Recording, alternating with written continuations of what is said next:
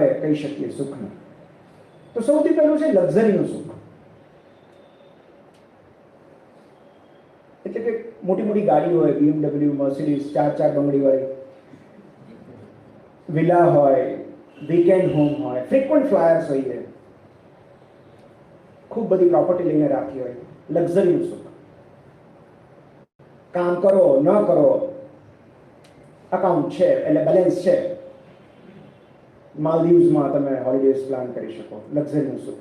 બીજું સુખ છે કમ્ફર્ટનું સુખ.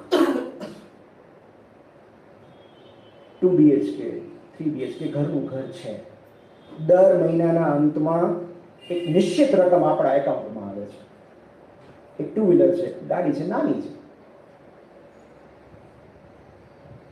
રેલવેમાં મુસાફરી કરી શકીએ છીએ, ક્યારેક ક્યારેક ફ્લાઇટ અફોર્ડ કરી શકીએ છીએ, પણ કમ્ફર્ટેબલ છે લાઈફ, એ છે કમ્ફર્ટનું સુખ.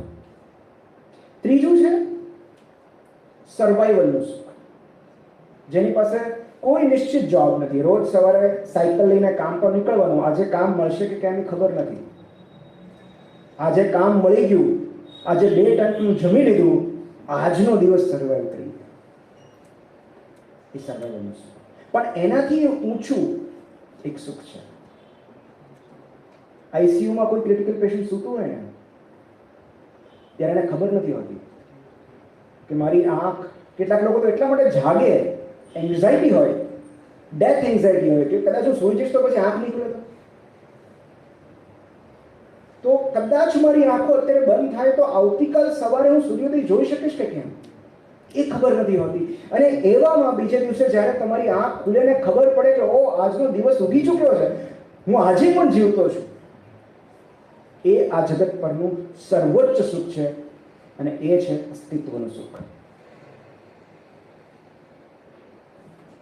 મૂવી ફાઇટ ક્લબ તમે જોયું હશે, એમાં ટાઇલર ડર્ડન નામનું એક પાત્ર છે, એક કન્વીનિયન્સ સ્ટોરમાં પહોંચે છે અને કેશિયરના લમણા પર બંદૂક રાખે છે અને પૂછે છે કે બોલ તારું શું નામ છે?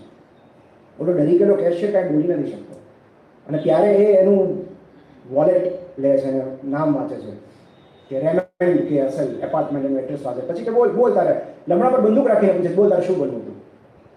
બોલો એકદમ હેપતાઈ જાય છે, અને પહેલી દ્રષ્ટિએ એકદમ વાયલન્સ વાળું દ્રશ્ય લાગે, શું બનવું હતું તારે? એટલે પેલો કશું જ નથી બોલી શકતો, પછી ટ્રિગર પર હાથ મૂકીને પૂછ્યું જલ્દી બોલ તારે શું બનવું હતું? એટલે પેલો કહે છે વેટેરિયન, પ્રાણીઓના ડોક્ટર. કેમ ન બને? તો કે બહુ અઘરું હતું એટલે છોડી દીધું. ટાઇલર એવું કહે છે કે હું આ જ જગ્યા પર 6 અઠવાડિયા પછી પાછો આવીશ, અને જો તે વેટના અભ્યાસ તે શરૂ નથી કર્યો તો હું તને મારી નાખીશ. આ સીન જેટલો ખતરનાક છે એટલો જ સુંદર છે, કારણ કે જે રીતે ટાઇલર પહેલા કેશિયરને એની નશ્વરતા યાદ કરાવે છે, એવી જ રીતે કોરોનાએ આપણને મૃત્યુ યાદ કરાવ્યું છે.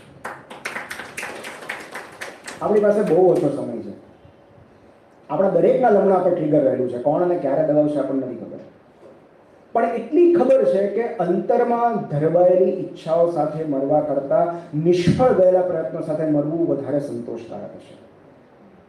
તો જે જિંદગી જીવી છે અત્યારે અહીંયા જ જીવવી પડશે, જીવવાનું પોસ્ટપોન કરવાનું હવે આપણને પોસાય તેમ નથી.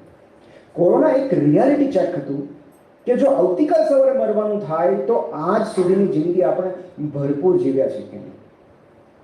તો કોરોના આપણા લમણા પર રહેલી એક એવી બંદૂક છે જે આપણને સતત યાદ કરાવે છે કે સપનાઓ પાછળ દોડી દે, તમારી ડ્રીમ લાઈફ જીવી લો,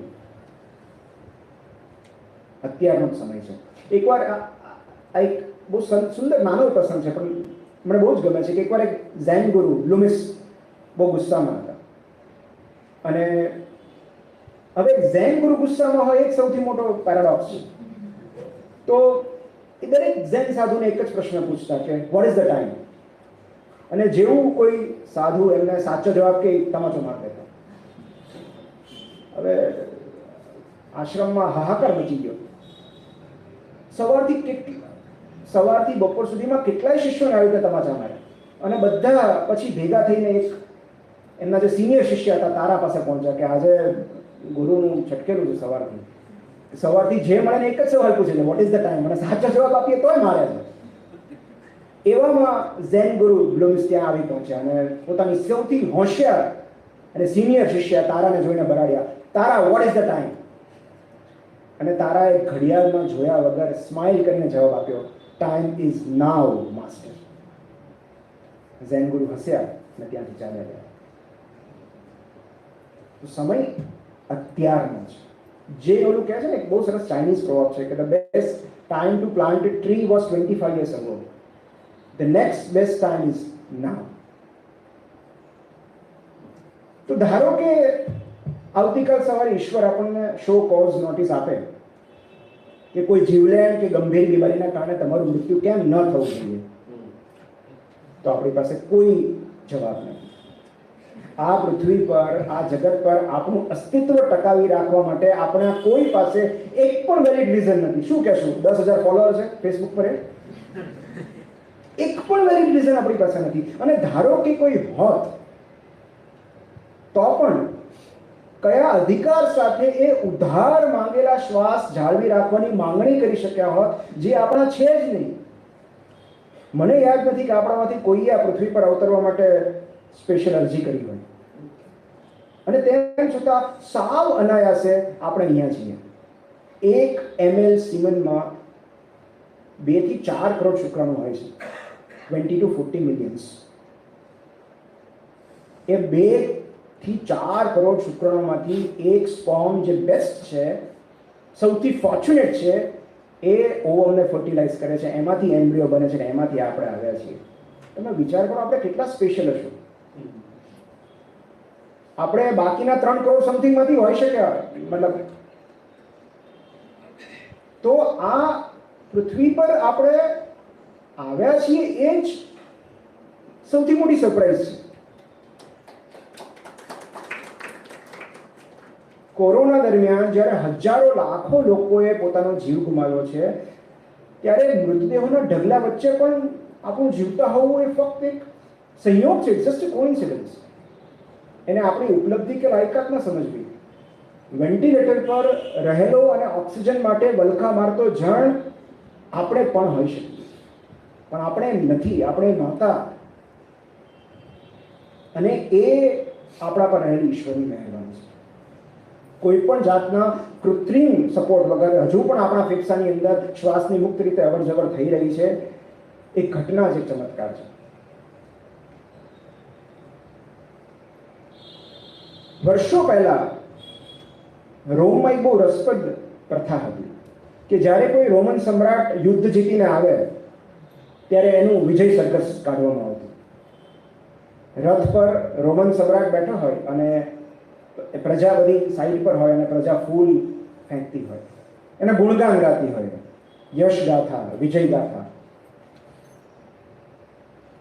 અને બહુ મોટું વિજય સર્કસ નીકળે. ત્યારે એ સમ્રાટની પાછળ રથમાં એક ગુલામ રાખવામાં આવતો. એ ગુલામ દર અડધી કલાકે એ સમ્રાટના કાનમાં કંઈક કહેતો. ખાલી એટલું, એનું કામ જ એટલું હતું કે સમ્રાટના કાનમાં કશું કહેવાનું દર અડધી કલાકે. એ શબ્દ હતો મેમેન્ટો મોરી. મેમેન્ટો મોરીનો અર્થ થાય યાદ રાખજો, એક દિવસ મળવાનું છે. સો અલ્ટિમેટલી આટલો મોટો વિજય, આટલી બધી પ્રશંસા, અંતે શું? રાખો. તો આ મૃત્યુનું રિમાઇન્ડર છે. આપણને એમ થાય કે મેં જ્યારે આ વિશે વાંચ્યું ત્યારે મને બહુ નવાઈ લાગી કે કોઈ આવા સુંદર સમયમાં, આવા ખુશીના માહોલમાં કોઈ મૃત્યુને શું કામ યાદ કરે. પણ એની પાછળ એક સુંદર ફિલોસોફી રહેલી છે કે જીવનમાં જે કંઈ પણ ઇમોશન આવે એ યાદ રાખવાનું છે કે અલ્ટિમેટલી તો આપણે બધાએ ત્યાં જ જવાનું છે. તો મેમેન્ટો મોરી, એને મૃત્યુ ન કહો જે મારું પુસ્તક છે, એમાં પણ આના વિશે આખું ચેપ્ટર લખેલું છે. તો ખાલી તમે જ્યારે ડિપ્રેસ હો, ઉદાસ હો, ત્યારે પણ યાદ રાખો મેમેન્ટો મોરી. અંતે તો રાખમાં જ. અને હવે તો એક વી ક્રોક નામની એન્ડ્રોઈડ એપ્લિકેશન છે, જે એપનું કામ જ દિવસમાં 5 વાર તમને યાદ કરાવવાનું છે, you are going to die.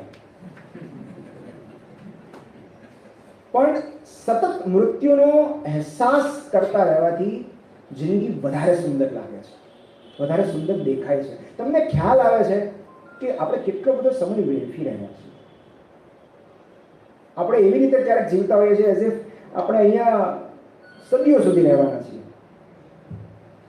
પણ માટીના માણસમાં ફક્ત આ તકલાદીપણું નથી, ફક્ત માનવની પામરતાની વાત નથી. માટીના માણસમાં જે સૌથી મહત્વનું જે પાસું છે શ્રદ્ધા છે. એ બે ભાગમાં